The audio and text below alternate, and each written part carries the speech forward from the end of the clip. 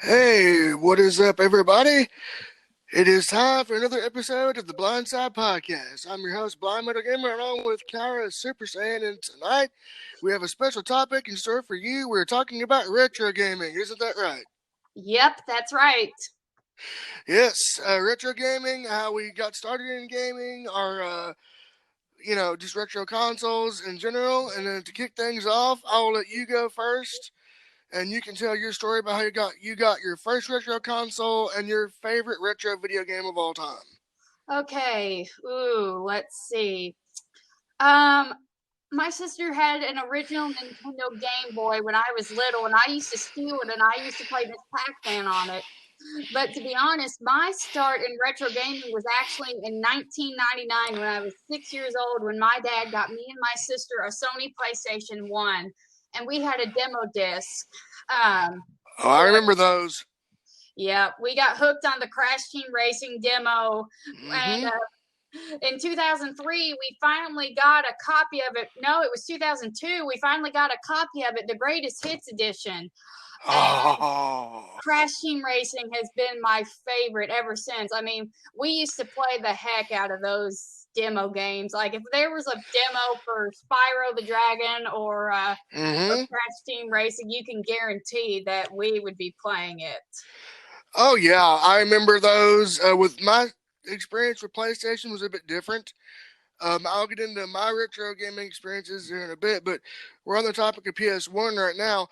My late brother had the PlayStation. I was actually quite jealous of him because I wanted PlayStation. I wanted the better console, so I was a little pissed off when he got it and I didn't. So Well, that I our would. PlayStation was for me and my sister to share. If we fought over it, Oh neither ho one of us ho! would be allowed to play it.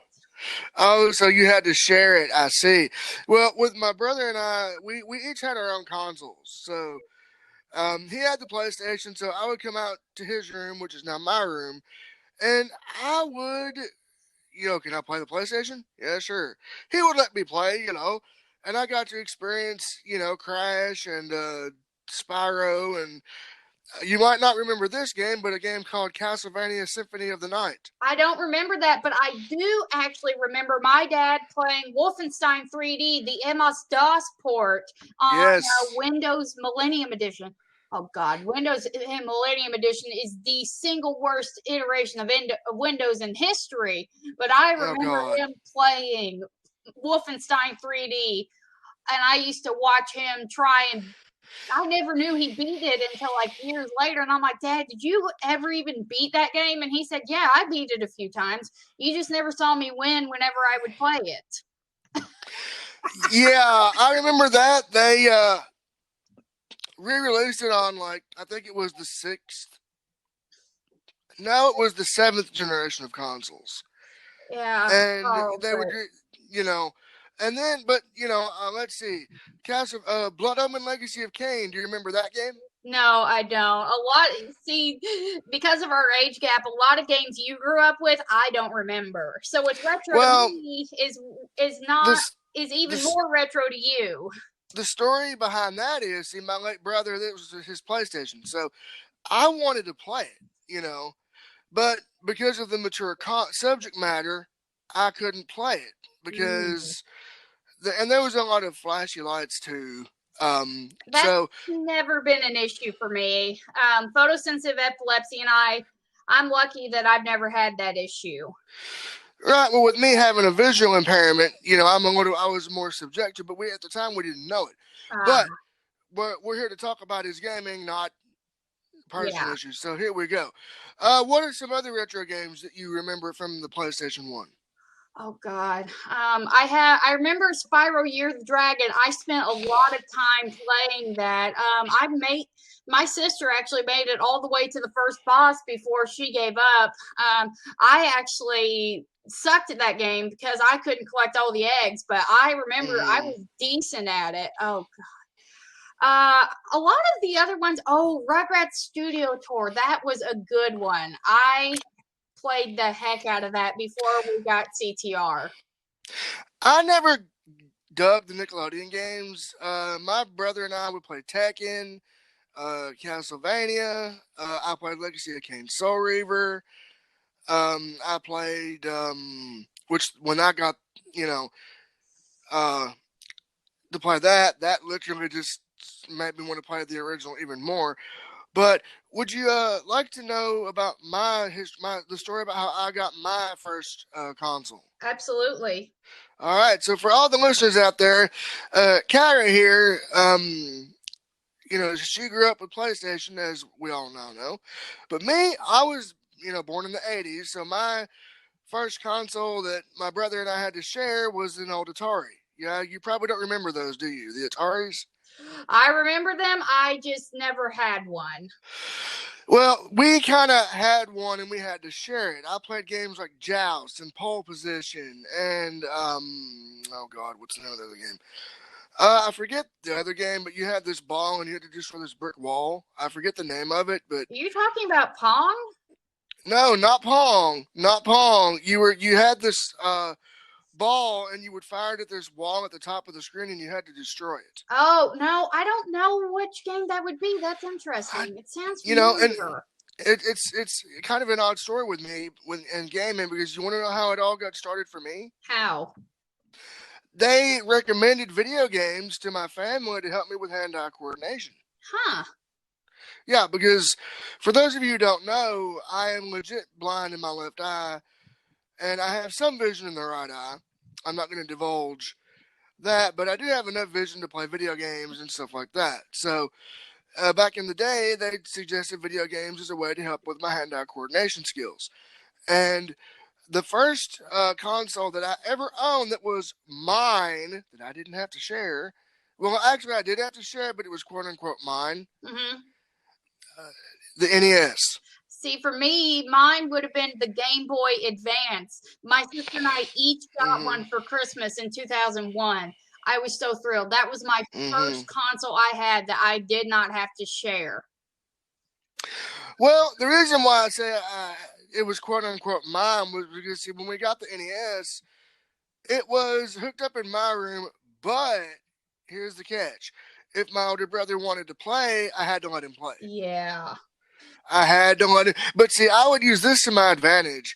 I would have him help me get past stuff I was having a hard time with. So I would have him come and, you do it. Yeah. And my family at the time, very strict as far as rules and limits on the amount of time we could play in front of the console. But, for that 10, 20 minutes at a time, my favorite games, let's see, Super Mario Brothers and Duck Hunt. Do you remember that? I remember Super Mario Brothers, but not the particular title you're talking about. Well, that came packed in with the NES. That was a pack-in game. And it even came with the NES gun, the light zapper, and you would use that for Duck Hunt. But with Mario Brothers, I would spend hours upon hours playing that. And I played, let's see, the Mega Man series. I played... Mega Man. Huh? I said I am familiar with the Mega Man series. Yeah, Mega Man 1 through 4. Or no, 1 through 6 on NES. Then, let's see, The Legend of Zelda. I got introduced to that series. And a kind of a story about that series in particular, in later years, when A Link to the Past came out for the SNES, my late father and I would use that as a way to kind of bond. We would play that together at his house. When I would go to his house, I have fond memories of playing that game with him, and we would stay up trying to beat it. And we would stay up trying to beat that game and we had the book and the guide, and we had to, we would use that book and that guide and want to get everything. And then Ocarina of Time came out on the Nintendo 64. Do you remember that? I remember the title, but I never had Nintendo 64. Well, see, instead of PlayStation, I ended up getting the Nintendo 64 because it still used cartridges. Yeah. And, I guess the reason why I didn't get PlayStation until later was they used discs. And I didn't, I guess, the fear of, the disc being scratched.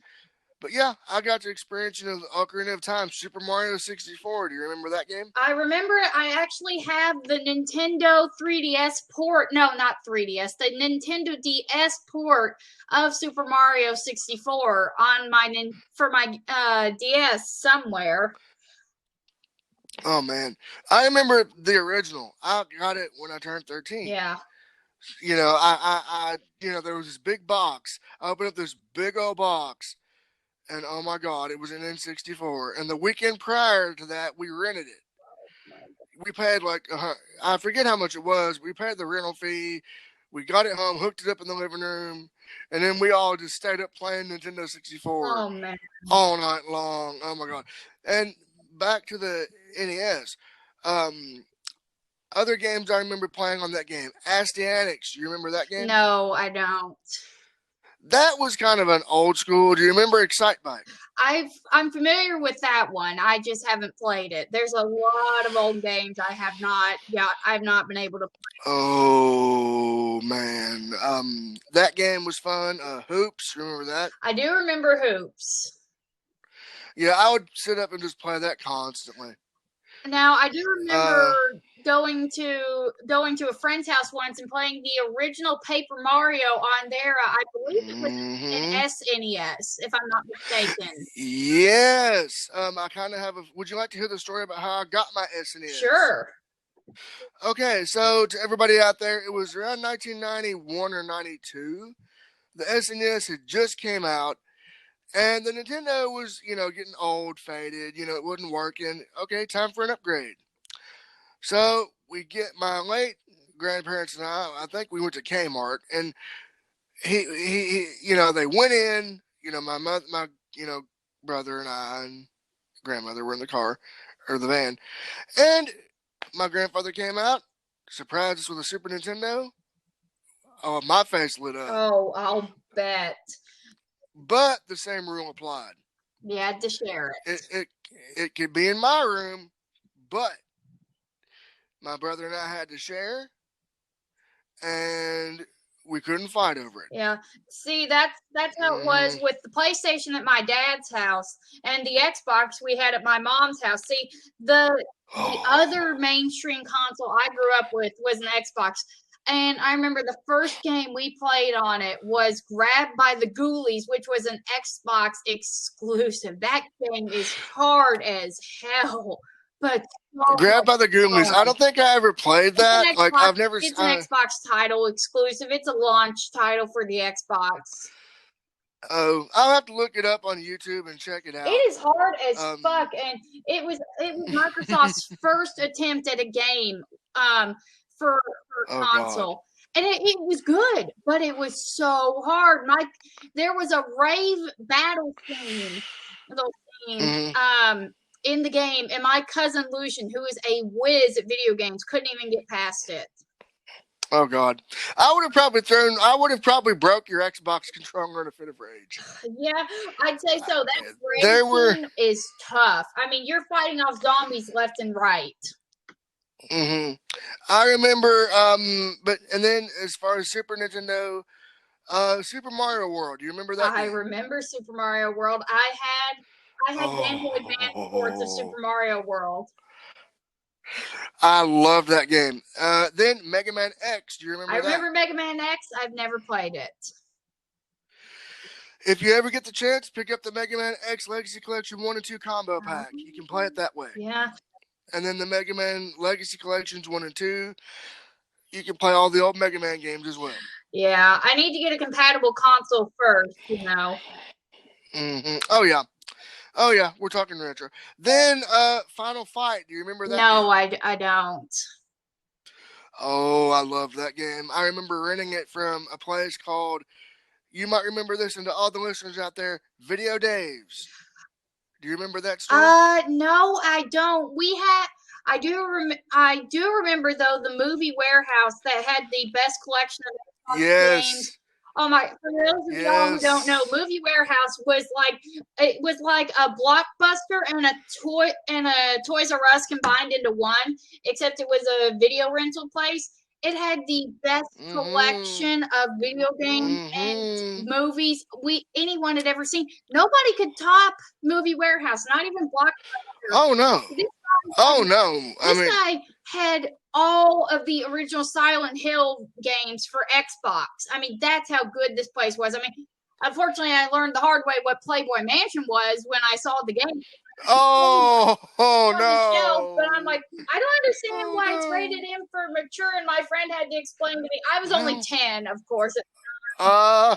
Certain content that will not be shared here. It was an adult only title. That is the single adult only title I've ever seen on a game, ever. And I knew my mother would never rent it. And I'm just like, why is it adults only? And my friend had to gave me the short version, and like, yeah. And I'm like, and now that I'm adult, I'm like, what? They actually made it into a video game. God. How can they get away with that? Well, you got to understand that when they're doing when it had an M rating, it wasn't an M, it was an AE.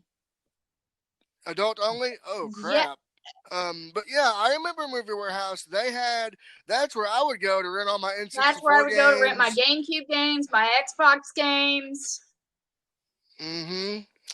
So yeah, R.I.P. to Movie Warehouse. They went out under because of, and I would, and this will be a topic for another time, but I went there to rent wrestling movies as well. Oh my God. I went there to rent everything.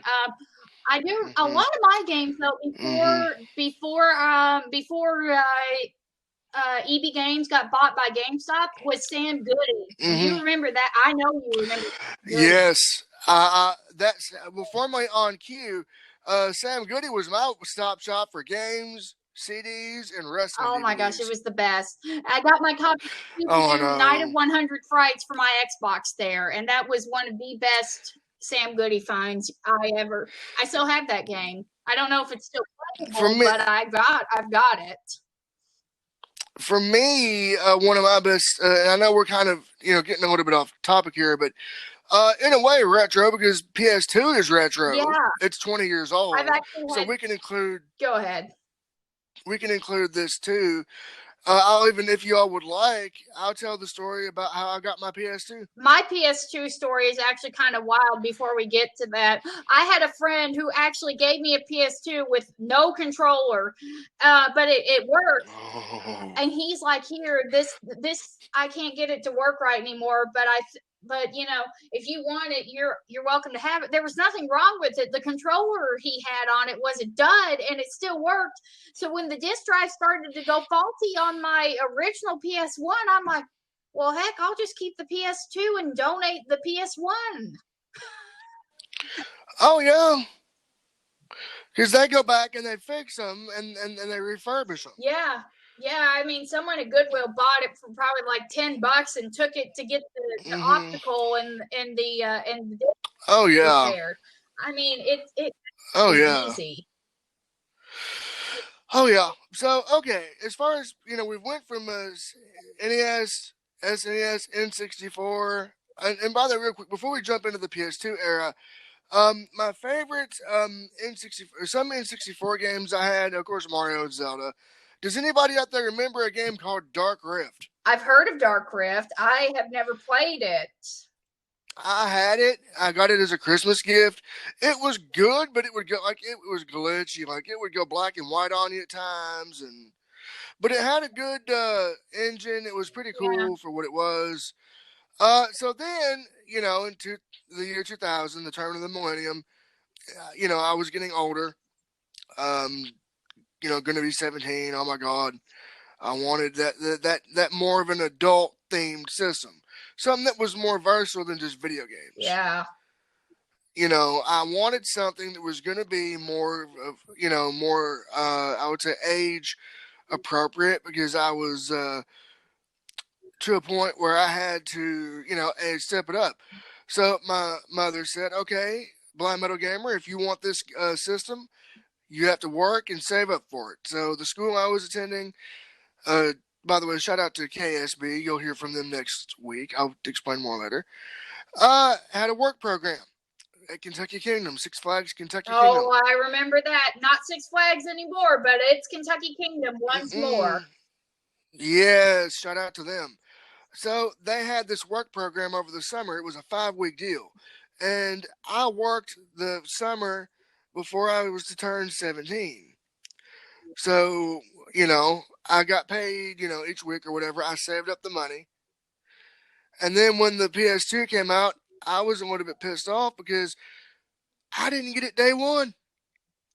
I'm like, I didn't get it day one. And one of my cousins got it day one. I was so jealous of him. And I would always hear the PS2 commercials and the Tekken Tag Tournament commercials. Oh, I would be raging over it because I wanted it so bad. Oh, I know. I wanted it. I wanted it just so. It was just a situation if it was right in front of my face. And it was like it was taunting me. And eventually, I was at school and I lived on campus. And my mother called and she said, "Listen, son, I got to spend X amount of this money." I said, "Why? What's going on?" I thought I was saving it for, and she said, "We got one with my name on it." I'm like, "Oh my God."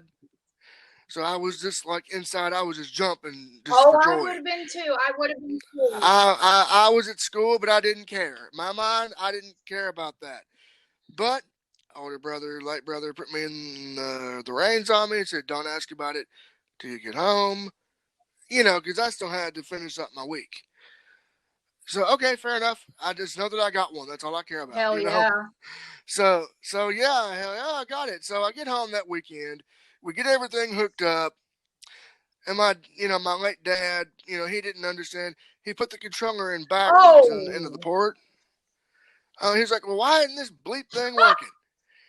And, well, let's try this. Let's plug the controller in. Oh, there it goes. Oh, well, it was in backwards, Dad. Well, duh. And so we got it working, and it was the big fat one.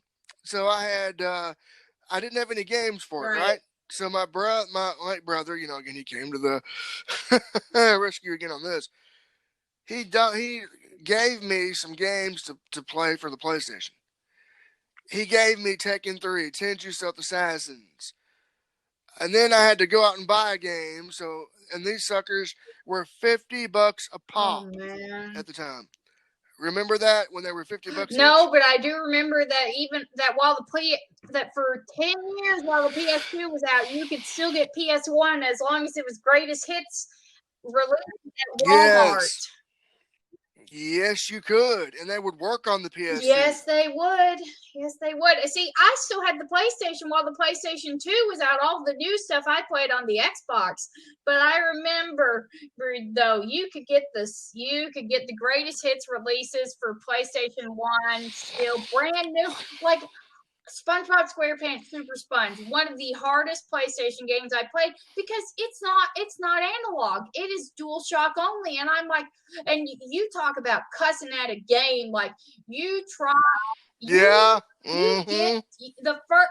I couldn't even make it past the intro levels. My sister eventually made it to the clown level, made it to like the bikini level. Those levels were just like so bleeping hard for her. She was like, "I can't get past this clownfish." And we're not talking about clownfish. We're talking about a fish that is dressed like a clown. Oh, God. Okay. Bad mental picture, sick picture in the head. I never played the SpongeBob game, but for me, as far as raging and cussing out a game, that didn't come till we got into the online territory, when we get into multiplayer territory. But when it really first started hitting for me was I would be playing when I got older. Oh God, what was it? Oh yeah, the Mega Man game. Oh, for me, Quick Man stage, Mega Man 2. When I got it on, I know this isn't really retro, but the collections they have out now. I'm on Quickman stage, right? And I'm doing a broadcast. And there's a part of the game where these laser beams will come out and they'll one-shot you, right? And then I know. So I'm doing my thing. Then that thing comes up. Ah, damn it. Although it was worse than that. It was a lot worse. It was a few F bombs, try a few MF bombs, a few Oh other my. words too. That my loving, caring late grandparents would have slapped the hell out of me if they would have heard me say Oh that. man. For But me, oh my gosh, anytime. Oh man. See, I remember when I was playing through the first half of Crash Team Racing on my PlayStation. I had to turn on turbo cheats so I would be good enough to make it to Oxide. And there's this track, Polar Pass, and it's got this triple shot, mm-hmm, full shot jump. And if you have that mm-hmm. turbo pads cheat on, you will miss, you will crash, and you will go from first to eighth like that. And oh my god, I was cussing at that level, and finally I just had to be all, okay, that's it, restart the game, don't boot when you boot the game, don't turn the cheat on, and then play the stupid race. Yeah. Oh yeah. Oh yeah. Some of them cheats could totally screw you over. I remember there was one. The original Mortal Kombat. Oh, I even forgot to mention how I got my Sega Genesis. Would you like to hear the story about Sure. that?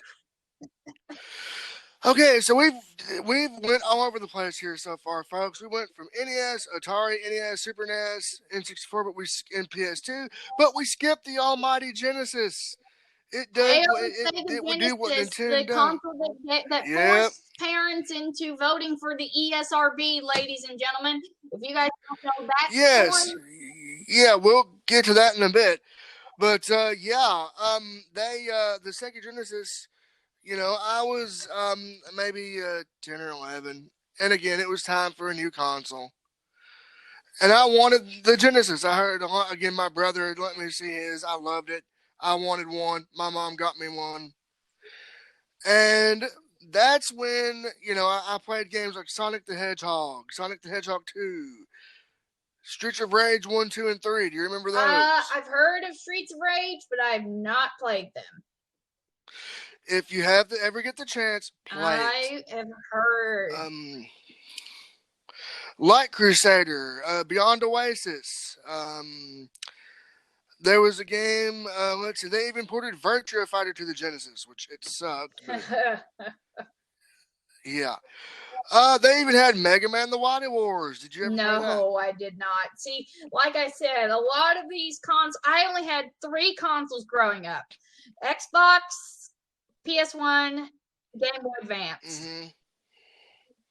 And PS2. And, well, no, I didn't get my PS2 until I was an adult. I did have a Nintendo DS, though, which, oh, sad man. to say that is now considered a retro console. I mean, thanks a lot, Nintendo Switch. Yeah. I don't do handhelds because of visual related issues. Yeah. They're too hard for me, but but then with Sega Genesis, we also kind of discovered them nasty flashy lights and what they could do. Not fun. So, they sucked, because that's when I kind of have a bit of a off-topic story real quick before we get into our PS2 discussions. I had my Genesis, and I would just be playing. I had the Sega channel. Do you remember the Sega channel? No, unfortunately, I do not. That's how I played Mega Man: The Wily Wars, and yeah, because it was only released in Europe and Japan. There was no American cart release, so I had the Sega channel, and I had to go and see somebody about these weird spells I was having, and turns out we asked, "Can video games cause these?" They said yes. So I had my N64 at the time. The Genesis had been retired. And they said once a day for 20 minutes only on the games. You think I didn't rage over that? I had to wait. I could only play once a day for 20 minutes. That is rough. So then we got all that cleared up, and I pretty much got the okay to just do it the way I want, just in a lit room. So after we got all them kinks worked out, I'll just say, I got the PS2 in 2001. I didn't get it in 2000. I got it in February of 01. So it was right after the holidays, right after the new year. I was, happy about that. And then the first PS2 game I ever bought was The Summoner. Do you remember I've that heard game? of it. It was the first. I liked it. It was good, but I never beat it. And then I played. Or I got Soul Reaver 2. I bought, and then this is coming back to Sam Goody. On cue, Sam Goody. Blood Omen 2. Do you remember No, that game? I do not. Okay, that was the sequel to the original Blood Omen, Legacy of Kain. And I was really up to play it because, okay, I was 18, I was an adult. I could play it and nobody could stop me.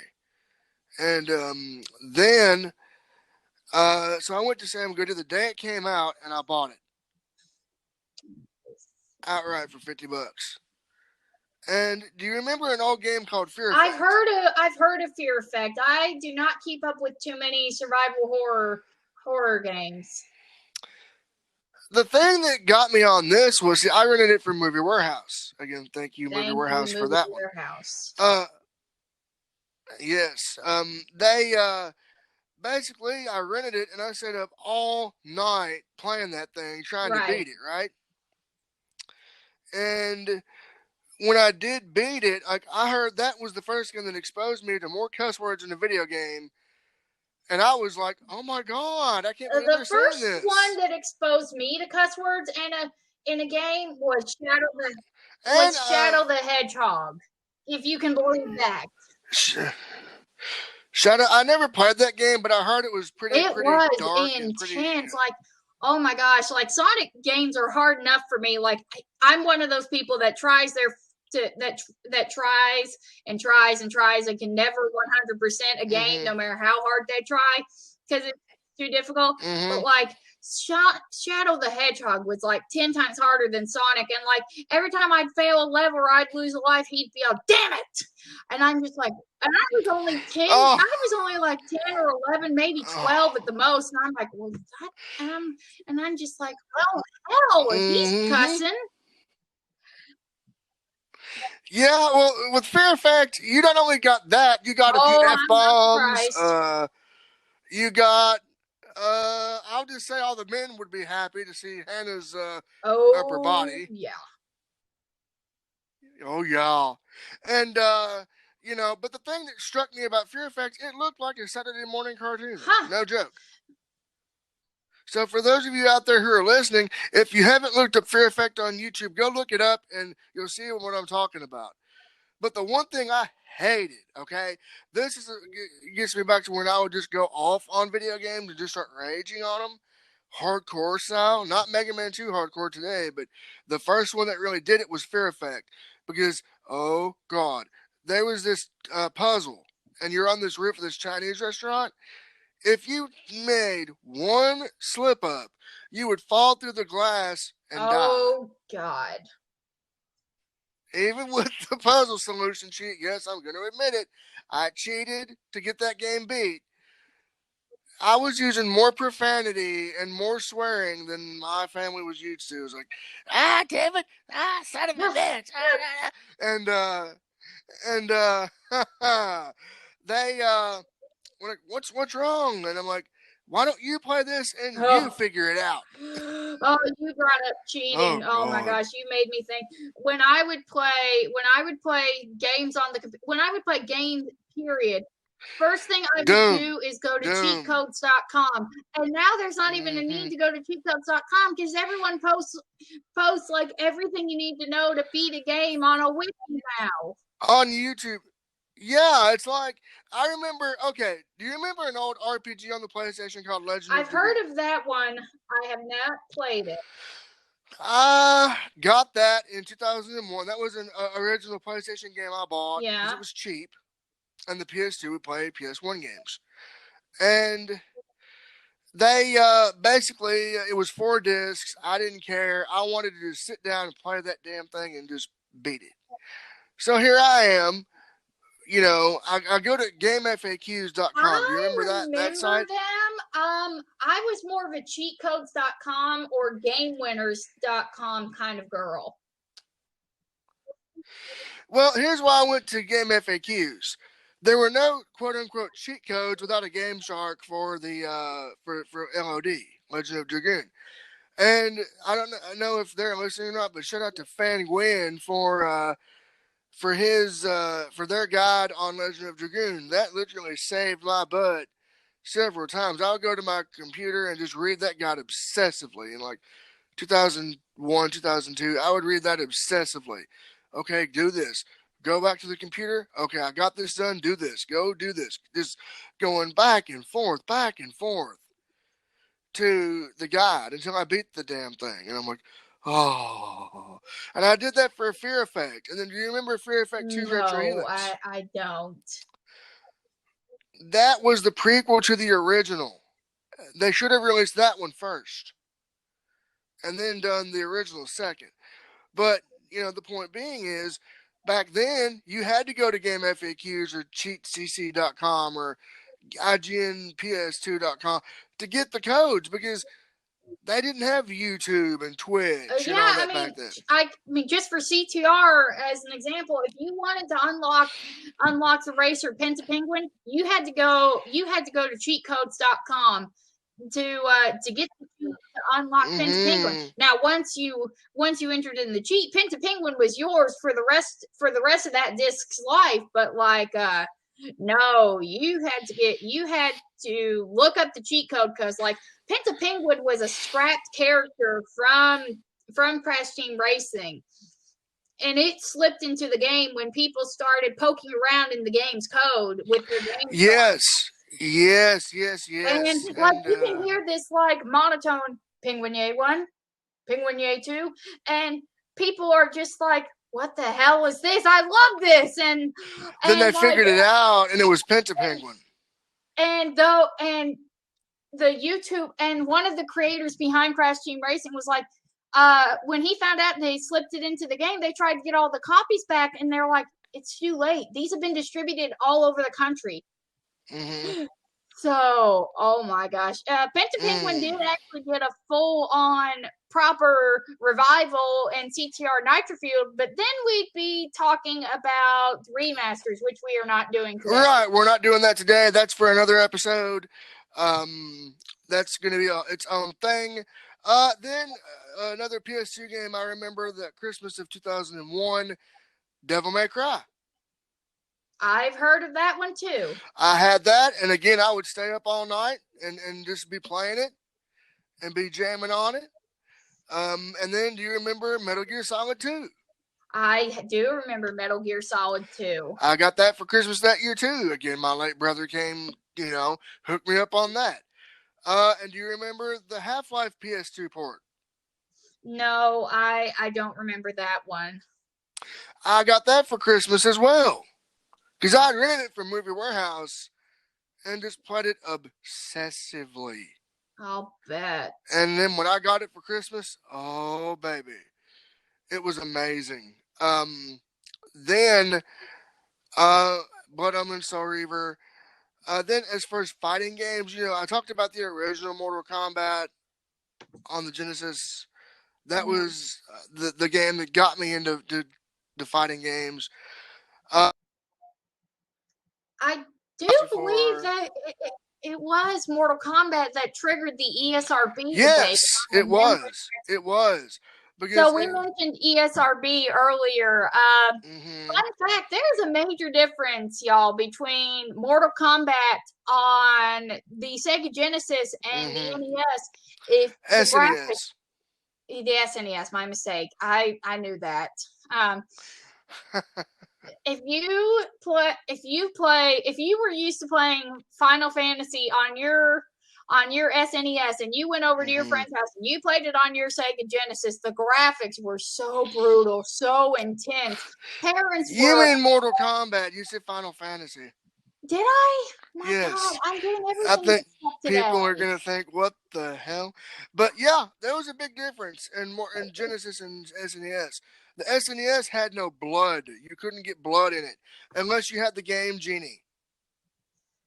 Oh my God! And parents saw it out of the corners of their eyes. They freaked They They freaked freaked and and to be fair, it was a necessary intervention. It was getting to that point, but that was the birth of ESRB, y'all, back in 1992. yes, politicians and senators were actually considering stepping in and making federal legislation to where if the video games did not have a form of rating on them to warn parents of, hey, this is not acceptable content, or this has adult content or mature content, um, it might not be right for the kiddos. But the game industry stepped in, created the ESRB, and that squashed that. So you can thank Mortal Kombat for the ESRB. Now, getting back to PS2 era, MK, I played MK on every console, PS1, N64, Super NES, Genesis. Then we get the PS2. Well, when's Mortal Kombat coming to PS2? Everybody wanted to know. I wanted to know. You know, Mortal Kombat Deadly Alliance, which came out in 2002. I got it in early 2003. Oh my God. That game, again, Movie Warehouse. I rented it from there, like right after it came out. And me and my brother was like, go ask, Mom, if we can rent Mortal Kombat. I want to see it. I want to see it.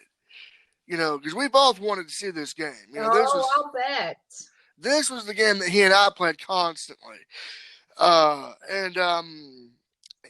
would, we got it and we played it and we just were in all over it, And then, Mortal Kombat Deception came out in 2004. Yeah. Again, PS2. That was the first game that got me into online multiplayer. There's one game I recently got my hands on that I was so thrilled to get my hands on. When I was a kid, I only had the SpongeBob Battle for Bikini Bottom Game Boy Advance port, and that mother freaking game is hard on Game Boy Advance. I don't know how it's possible. When we get to talking about remasters, we're gonna bring Bikini Bottom up again because it's gonna be brought up again. The new one is worth it. Mm-hmm. But I finally got my hands on a Platinum Hits edition of Battle for Bikini Bottom for Xbox. Now, I didn't get I got farther than I expected I would get in it. I will give you that. But, oh my gosh, I was so thrilled. It is, if you guys have never played a SpongeBob game made by Heavy Iron Studios, y'all are missing out. There's 3 of them. There's SpongeBob Battle for Bikini Bottom, the original. Mm-hmm. We're not talking rehydrated. We're talking the original. The old school version. Yeah, the SpongeBob SquarePants movie game and SpongeBob Truth or Square, which I need to get for my collection. That's the only one out of the 3 I don't have right now.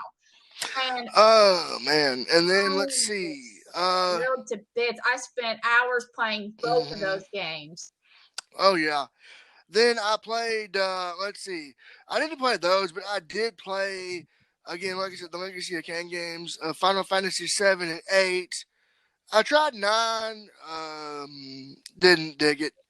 But if they were to give us, if I could find Legend of Dragoon again, either in, remake or remaster, I would buy it. This is retro, but that one game, There is one game, I can't play it because it's not compatible with my Xbox 360, but there is one game, you won't believe what I got my hands on. What? Okay, so there's you remember the TMNT 2003 series? The super dark one? I do, but I never watched it. That was my favorite. They have fully released it on CBS All Access, but we're not talking about the show. No. They have 2 games for TMNT 2003 series, and one of them is TMNT 2003 Battle Nexus. Imagine my surprise. In 2019, Amazon was selling brand new copies of this beat 'em up game. Oh wow. In 2019, and it wasn't like third-party sellers on Amazon. It was legit? Oh wow. And I went to a game exchange and I saw like 6 copies of this game. And I bought it and I said, "You're lucky. That looks like it looks like it's in real good shape." And I'm like, "Dude, you can buy this game on Amazon for like $10, brand new." No, I bet you someone bought all the copies they could get their hands on and just pawned them on you. Oh yeah, oh yeah. But no, I never played the championship games in '03. You know, I was back at that time. I was playing MKDA. I was playing Tekken. I Well, think I Tekken wish 4 had just I came could out. play this game. But like I said, it's not compatible. It's not backwards compatible on the 360. And everyone who's had an original Xbox has bulked them to bits. I mean, I burned out the disk drive on mine, so I have no way of playing this game. But Mm-hmm. it's supposed to be worth it. I mean, I looked it up. It's supposed to be a pretty cool game. It's just one of those lost treasure Oh my games that God! nobody If knows you could, about. if you could get an original Xbox just for that game, would you? There's two games I would get. There are two games that I cannot play on my Xbox 360 that I would get an original for. The other is Pac-Man World 2. Now, Pac-Man, I don't have a copy of Pac-Man World. That's on my list. That is an awesome 3D platformer side scroller, I've been Hey, told. buddy. But, Yeah, uh, the fur baby Pac-Man says World hello. 2, hello, fur baby. Pac-Man World 2, that is one of the best games you can play. You can unlock 3D versions of old school Pac-Man Nice. games. And there are mazes and the world is just incredible and it's got a great plot and I love it. It is awesome. I sucked at that game, but I played the heck out of it on my Xbox, and I wish I had a copy for my PS2 because if I did, I'd be playing it again, just like that. Oh man. Oh yeah. So yeah. You know, MKD got me into online gaming, which back then I'm sure you remember this. In order to play online, you had to have that network adapter. You remember? Or you had to have an Xbox Live membership. You had to have both. You had to. Oh, You had to. Do you remember that? You had to have the network adapter to connect it to the internet. I never had Xbox Live, so I actually did not know that. Yeah, you had to get a network adapter, and then you had to get, you know, for Xbox it was Xbox Live, but for the PS2, for every game you had to make a tag for each game you wanted to play. Mm-hmm. It was like confusing, so I would make it the same across all of them. And then, you know, Mortal Kombat Armageddon in 2006. That game, that was a game I played online heavily. But we're not talking about online, we're talking about retro. But the Yeah. reason why we brought that up was because these consoles that were retro, PS2 and Xbox, were the first consoles to introduce online multiplayer to the world. That is true. The only other console that could connect to the internet at the time was the infamous Sega Dreamcast. Yes, I never owned one, but I heard that they had kind of a shoddy experience with their online, and I know the GameCube could Yeah. connect, but you know, and then and then we had that. So, Kelsey, what would be your favorite retro game of all time? Oh gosh. Uh, I gotta hand it like I brought up at the very beginning. My heart has gotta go out to Crash Team Racing, the original CTR.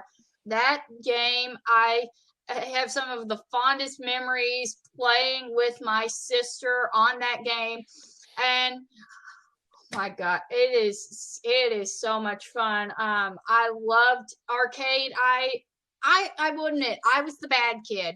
I was the one who looked up all the cheat codes and unlocked all the characters that you have to beat the time trials to play.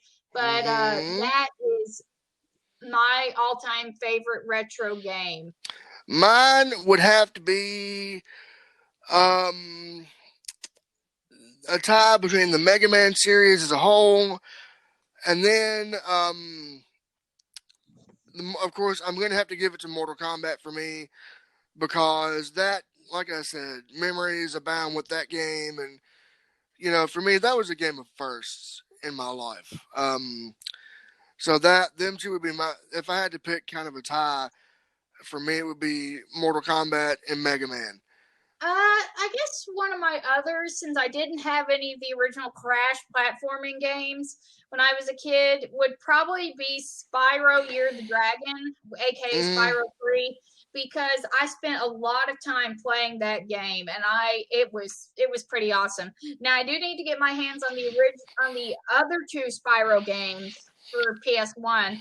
But I do have the original Crash Bandicoot trilogy for PS1, and that was a trip just to get the PS1 copy because the first Mm-hmm. copy I bought online didn't work because it was bulked, Oh God.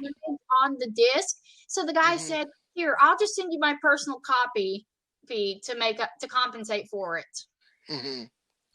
So One there thing, you now one go. thing that really got me as far as like rage, as far as like retro games, when as far as buying them. Remember when EB Games would mainly specialize in retro games, retro consoles, Oh, I remember. I and you wish had that they still did.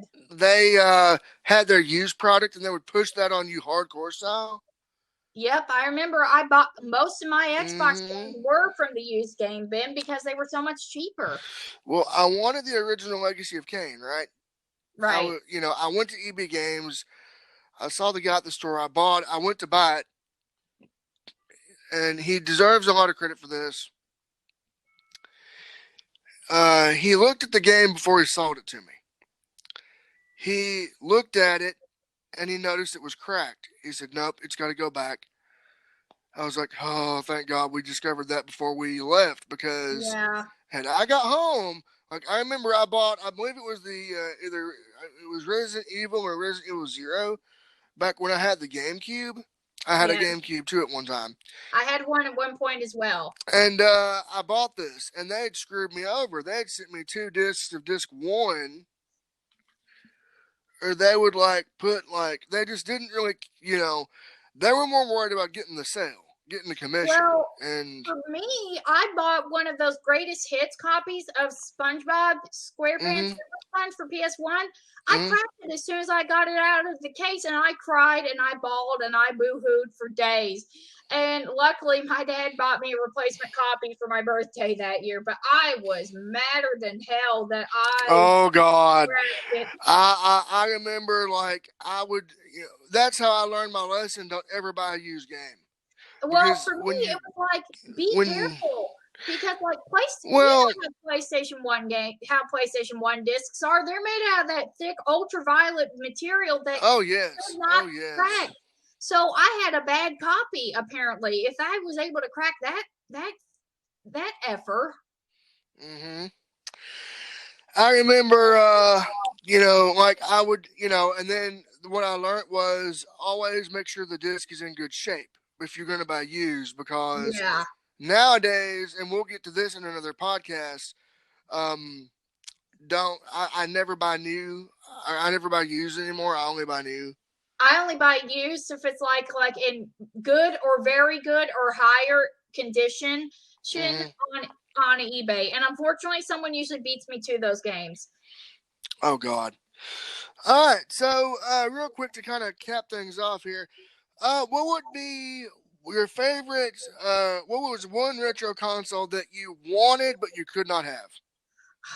That would probably be the Nintendo 64. I had a chance. My sister and I had a chance to buy it. We passed it up, and a couple years later, we got our Xbox for Christmas. Fun fact about our Xbox: it was wrapped in newspaper on Christmas morning because somebody ran out of wrapping paper. Oh boy.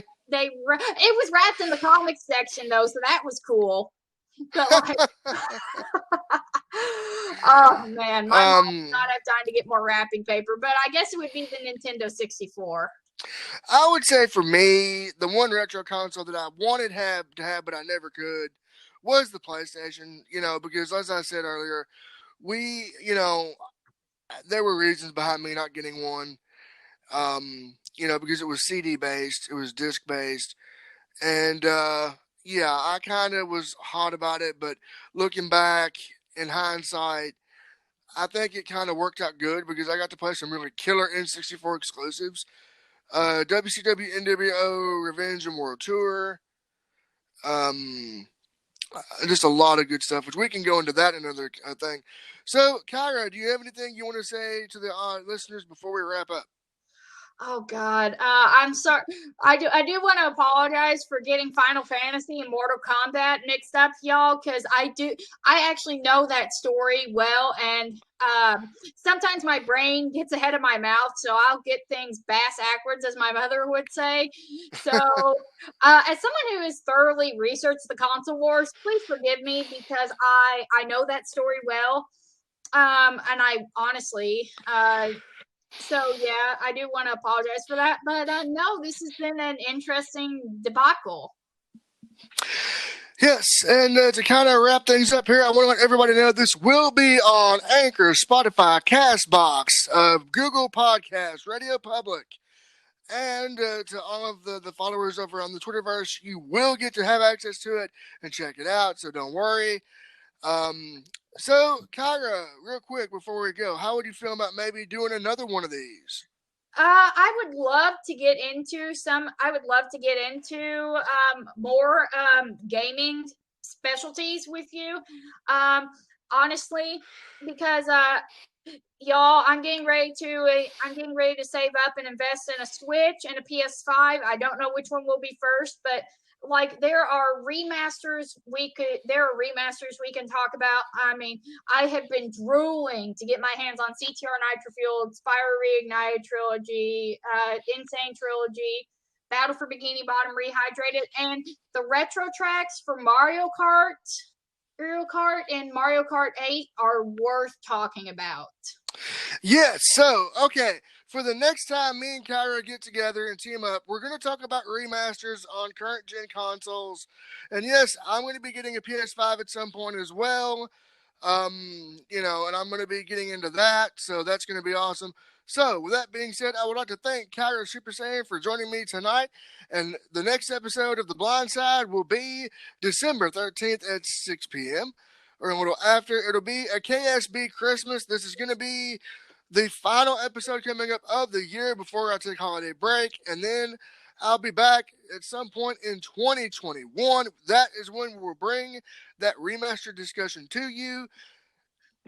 And then I also have another new project coming out next year. So I will be back on doing more of these after the holiday break, which again, the next episode will be Sunday, December 13th, right before Christmas. So, real quick, I want to say thanks to everybody for listening. Be sure to share this with everyone you know. I'll see you in the next one. And until then, so long, everyone.